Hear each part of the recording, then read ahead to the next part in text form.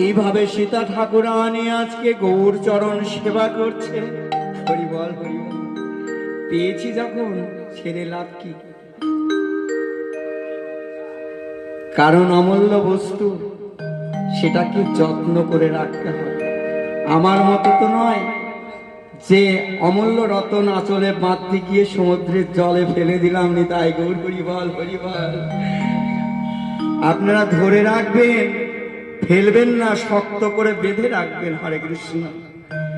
তাই সীতা দেবী আমার এবার সুবাসিত জলে প্রভু চরণে ধৌত করল, সুবাসিত জল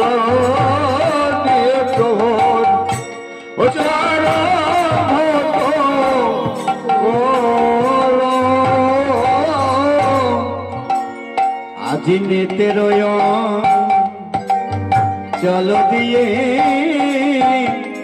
চরণ মোছালো।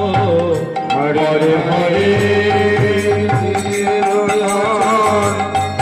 জল দিয়ে চরণ মোছালো।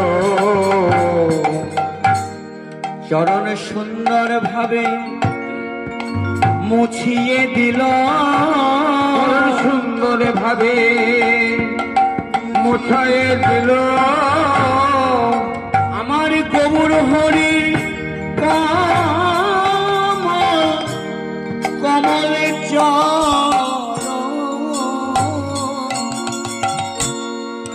দেখো সুন্দর ভাবে মুছে দিল